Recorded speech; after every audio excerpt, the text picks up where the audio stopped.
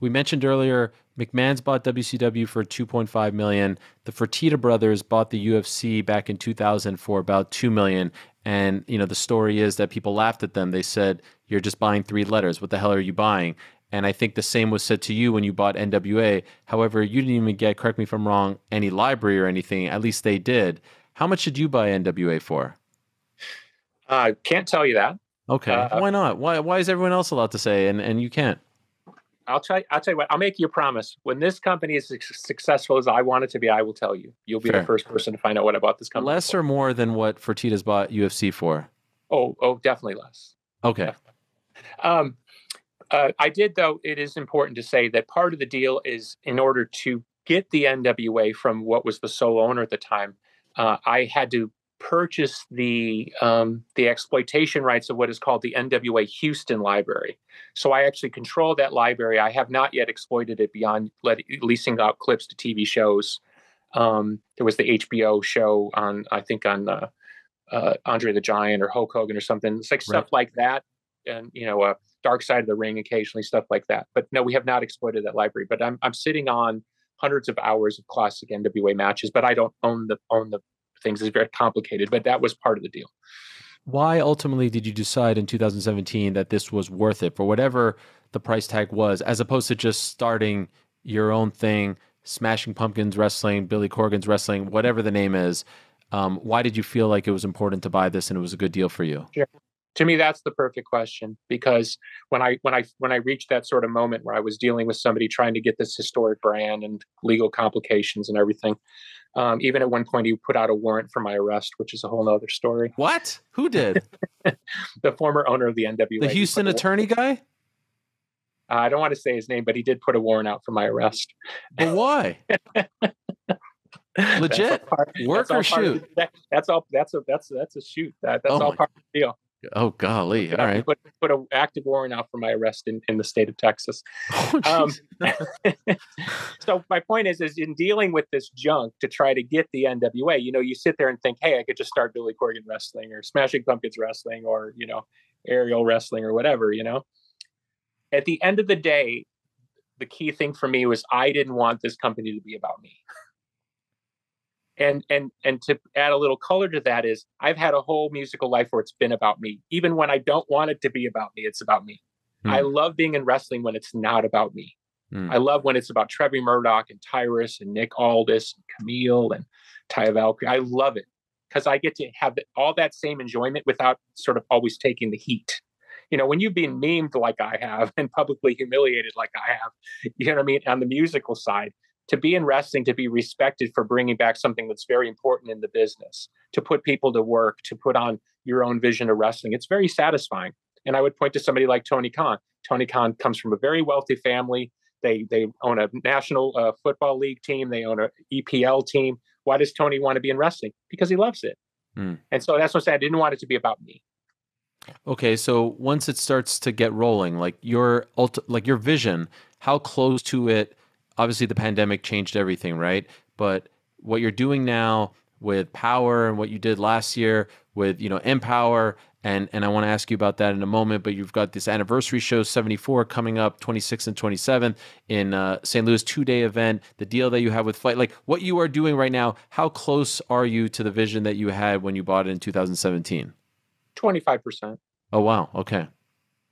What was your vision when you bought it? What was your ultimate goal for this? I want to bring back the NWA to international prominence and have it be a competitor of the top wrestling promotions in the world. There's no, I don't want to be the little guy or the niche thing or the thing on the side. You can in wrestling, if you want to blow money, you can kind of buy your way in, but you will never compete at the highest levels if you're not willing to do the work that we're doing. And UFC is a very, because I was a UFC fan when they were doing those crazy matches with like the boxer against the karate guy. We used to watch those on the bus with the Pumpkins back in the 90s, believe it or not. We had the video. So we were fans of the product back then. So I paid attention to that transition into the Fertitta era and watched it grow and, Iceman and all that stuff, that sort of vector straight up.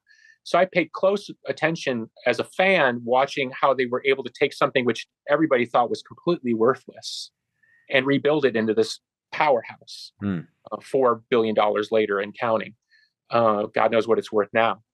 So I know it can be done. I know it's there to be had. And what I like to say to people, and I'll be quick about it, is I think the WWE is an institutional brand now. You know, they have every reason to sort of be, they can be edgy again, but they have to be conservative to a certain degree because they have so much corporate tie up and so many sponsors. And I get it. WrestleMania is this massive event. It's the circus. It is what it is. Tony Khan has come into the market and sort of been a disruptor in a good way, but his product is very specific to a very specific audience. And for 2+ years now, he hasn't shown much derivation on that. It's his vision. He gets criticized or applauded for it, but it's his vision. He's going to stick to it. To me, the middle of professional wrestling is wide open. I grew up on wrestling where grandma watched it and a little kid like me watched it. I started this interview with you talking about being 4 years old, sitting with an 80-year-old woman watching wrestling. So to me, if you're not appealing to the 4-year-old and the 80-year-old, you're kind of missing the core arc of America. And the numbers do indicate that. Wrestling over the last 10 years to 20 has become more and more niche. They've asked less people for more money. So to me, the general audience, the heart of America, somebody, for example, like your wife, right? Not a wrestling fan per se. Would she give it a chance if she watches one show and goes, it's just kind of cool, I enjoy it? That's the kind of fan that I'm after. I don't.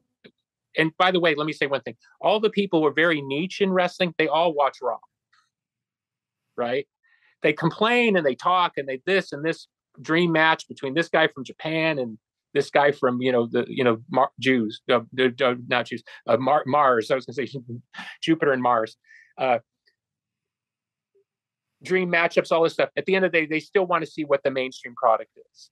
And I believe that there's a mainstream product there to be had by the NWA, and I will get there. If it wasn't for the pandemic, how much further along do you think you would be? Actually, I think the pandemic in a weird way turned out to be a good thing because I had to stop the company down for a while and I had to really decide, okay, am I really committed to this thing? And my partner, who's the mother of my 2 children, would ask me every other day, are you sure you want to do this? Are you sure you want to deal with the headache? You have a great life. You got kids. You got a successful career. Do you really, really want it? And after 9 months, I woke up one day and I was like, not only do I want to do this, I'm going to go at it. I'm going to double down and go even harder. Wow. So something about that time off made me kind of grow up a little bit and say, okay, you got to be really serious about this. This cannot be sort of a hobby or this other thing that you do. You have to be all in on it. So I'm easily 60 hours a week on the NWA, and music's anywhere to 80 to 100 depending on the week. So I'm all in. So I was actually going to ask you, like, if this was one of those pie charts, how would you break up your work right now? It sounds like music is still what is taking up most of your time, but it's getting close. Music is what pays for the NWA. Right. Let's not forget that. So we're about 60-40. Okay. Well, wow. That's pretty damn close, though. I noticed, though, like I see on your social media, I almost feel like, okay, now let's talk about another thing, a Venn diagram, right? How big is that part in the middle between the Smashing Pumpkins fans, your fans, Billy Corgan fans, and the wrestling fans? Because it couldn't be, yeah. Is that frustrating? No, I think in the beginning I was a bit naive, thinking more fans would come along for the ride because it was another sort of act of my creativity. It just hasn't translated like that. And over time, I think the nice part about it is the average Smashing Pumpkins fans that knows about my life in wrestling is very respectful now of it because they see that I've taken seriously and they see that I brought something back that they actually think is kind of cool. So even if they're not fans and not watching, they're sort of positive about it, and they no longer kind of get these things like, why don't you just stick to music and da da da da. They're like, yeah, I get it. You have multiple dreams and you're living your dream, and you should. You've been successful. So that has definitely turned, and that feels nice. And what's cool is I think like something like NWA 74 becomes the perfect vehicle where you can say to somebody, hey, if you're going to give me one chance a year, this is the perfect time to do it. You're going to see the product presented in its best possible light. I'm happy to hear that because I have to say, anytime I post about pro wrestling, I get a ton of hate. Get this off my feet. Can you explain that to me real quick? Because I'm just curious because you're in a unique position. MMA fans, which is crazy, right? Because I believe strongly the reason I like MMA, love MMA, is because I grew up a pro wrestling fan, right? MMA was born out of pro wrestling. The roots of MMA are in pro wrestling. Everything that is great about MMA comes from pro wrestling. The only difference is the fights aren't scripted. But every great MMA star, right, has elements of Conor McGregor, Iceman. They're all pro wrestlers in a sense. So I feel like there's a great connection. However, MMA fans are very insecure and they get a little uncomfortable, hot under the collar when you start to make that connection and present it to them. So even though someone who's able to take a step back and understand the history and the lineage can say like, look, this is all born out of this, they get very upset. No, no, no, don't talk to me about the fake stuff. Why would you talk about, scripted stuff? They're not athletes. Do you talk the same way about, Harry Potter and this and that? And it's all nonsensical if you ask me, but they get really mad. They don't want the real journalist guy to be talking about the fake stuff, even though I don't consider it fake. It's incredibly athletic and tough on the body. We know everything. I don't need to tell you. They get very uncomfortable. That's the word that comes to mind, uncomfortable, when the guy who covers the real stuff starts giving that same type of respect to the quote unquote fake stuff. It drives me nuts, but I've just learned to ignore it. I find that funny because I know from my years in professional wrestling that there's a mad amount of respect in the professional wrestling community for MMA fighters. Yes, it's crazy. So, and by the way, the fighters respect the wrestlers. They all grew up wrestling fans. It's the fans who are so protective. And I think you can understand this a little bit. It's almost like, to a degree, when the band becomes big time, like they don't want anyone else. So it's like, no, this is our little thing. We don't want anything else. We don't want any type of connection to anything, especially not the fake stuff. Like, we can live with boxing, and they're weird towards boxing too. But the fake, quote unquote, stuff, they get super defensive about. That's strange, because I know there's nothing but love in the professional wrestling community for the MMA fans and the MMA fighters. I literally never hear a cross word. It's crazy. And as we say in wrestling, the boys, which is all the talent of male and female, the boys love to watch UFC events because it is the spectacle. It is that larger than life moment. And of course, it's the McGregors and people like that who draw the biggest flies, as we would say, because, they have that ability to walk and talk. Of course. Yeah. Well, I have to say, I've grown up loving pro wrestling. I still watch it and enjoy it. I don't have as much time, 3 kids, the job, everything like that. But the first time that I saw your product, Power, and the way it looked, and I didn't grow, I grew up, I was born in 82, so I'm a little bit past studio wrestling days, but of course I've seen every documentary and watched every clip and all that stuff. I thought it was so brilliant that you were bringing that back with the flags, with even the graphics, with the interview off to the side. I think it's brilliant because there's so much wrestling on TV now. There's so much WWE, stop right there, but now there's AEW and Impact and New Japan. How do you differentiate yourself? And you have like scratched this nostalgic itch, but you've given it like this 2022, kind of coat of paint on it. Brilliant. Where did that idea come from? Like, to go back and shoot it exactly like it was shot back in Portland or Memphis back in the day? Sure. Well, I actually pitched it to Dixie Carter at TNA. We had an extra content show. I think it was called Explosion or something. And I said, and nobody would watch it. It was just a bunch of extra matches. And I said, let me make this show fun so people will actually watch it. And it won't cost any more money. And, well, how will you do it? I want to do a studio format show. Because the economics to a studio show are very favorable to putting on a lot of content for not a lot of money. So that was obviously rejected. So, of course, when I bought the NWA, I thought, okay, where am I going to start? I'm going to start from this very simple thing. The positive side is people really enjoy Power, and it's become kind of our flagship show. I think the downside is that it's branded us as sort of a throwback thing. And people do not understand, and I'm certainly putting this message out now. If you think that's the NWA, that you don't know me. You know what I mean? When I was playing clubs in 1988 or 89, I mean, we had no production, we had no pyro, nothing. You know what I mean? So what was it that got a band over at that level? Well, it was moxie and power, just raw power. And so NWA Power is sort of our moxie and our power. You get to see the brightest stars in a very intimate setting, and you kind of can't turn your head away because there's something sort of strange about it. And in that way, it's very 21st century. But I've always wondered, why the multiple R's? I think there's 3 or 4 R's. Because it's power. Okay, it's a lot of power. It's a lot of force. It's not just power. Okay. It's power. All right. But you pronounce it the same, or you just have to Of course, yeah. It's a gag like everything else in my world. You know what I mean? I'm glad you noticed, because I, of course, when I'm typing people in the company, I just write Power, Power. Right. I don't have the extra R's. But when we named it, I debated power, and I eventually came to the conclusion there was something sort of fun about power.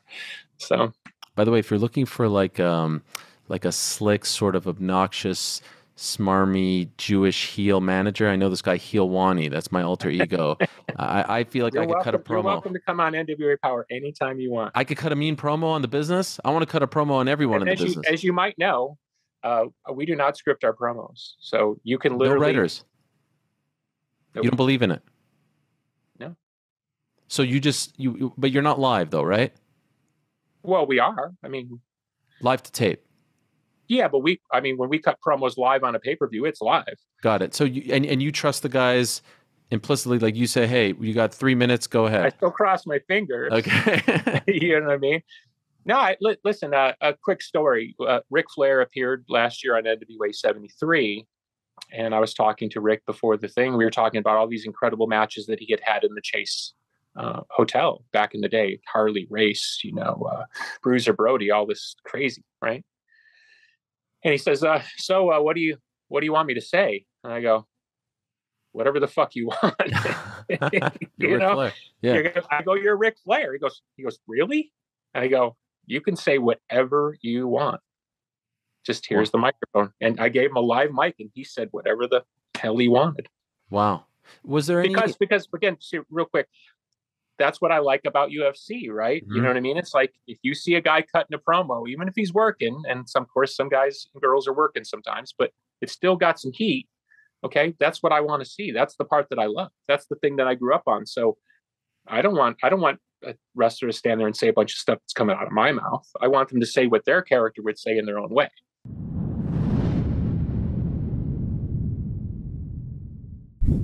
Thank you for watching this portion of the Ariel Helwani Show. For the entire conversation, I do suggest you check it out. Click here.